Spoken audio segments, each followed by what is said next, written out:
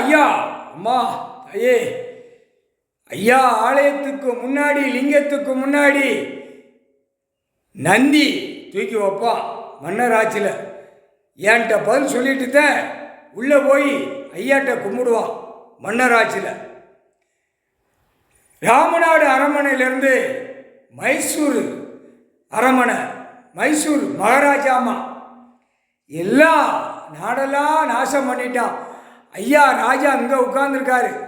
இவரை சொத்தை பிடுங்கி, இவர் கணக்கு வழக்கில் பிடுங்கி நாசம் பண்ணி, ஐயாவே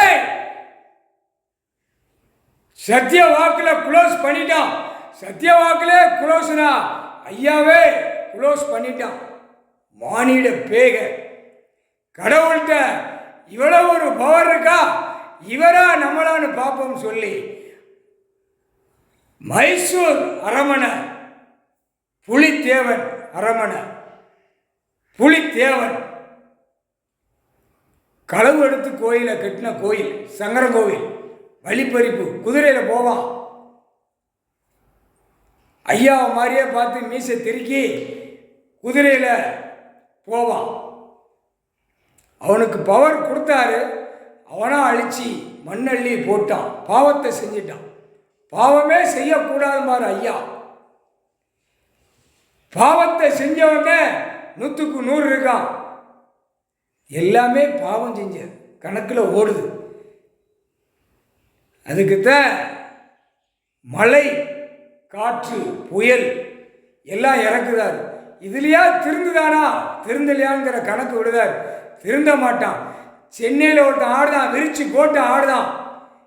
ஒரு பேப்பர் 10,000 கோடின்னு ஆடுதான். நந்தி நானே சொல்லண்டா, உனக்கு டைம் நெருங்கி வருதுடா. சென்னை டெல்லியும் ஒருத்தன் வழுக்க மண்டே உட்காந்துருக்கானா, கொடியை தூக்கணும், கொடியை தூக்கணும், நாடு வாரி ஓட்டு முத்திரை வாங்கணும்னு பேய் மாதிரி பறக்கான்.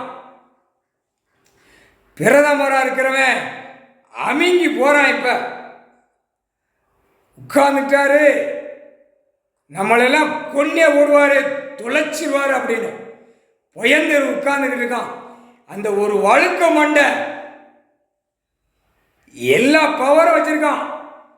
காவல்துறை, இராணுவம், இன்னும் எத்தனையோ அவன் கையில் கை இருக்கு. அவனை நொறுக்கணும்ட்டார் ஐயா. ஈஸ்வரனே நொறுக்குவார். பவரை பூரா இப்போ கையில் இருக்கு. சுண்டன மாணிக்கு டெல்லி டு தமிழ்நாடு வரைக்கும் அரசியல்வாதியை வீட்டுகளில் படுக்க போட்டு பிரட்டி விட்டுவார். பிரண்டுக்கிட்டே கடடா அப்படின்னு முடிஞ்சா நடத்தி பாடுறா அப்படின்ட்டார். டெல்லி டு தமிழ்நாடு வரைக்கும் அரசியல்வாதி முடிஞ்சா நடத்தி பாடுறா அப்படின்ட்டார். இப்ப 7 மலை கடல் தாண்டி அந்த கடல் தெரியும். ஐயா உட்கார்ந்துட்டார் கைலாசத்தில். கடலுக்கும் தெரியும், மேற்கு தொடர்ச்சி மலைகளுக்கும் தெரியும். மலை அதுவே உயிர் கொடுத்துட்டார்.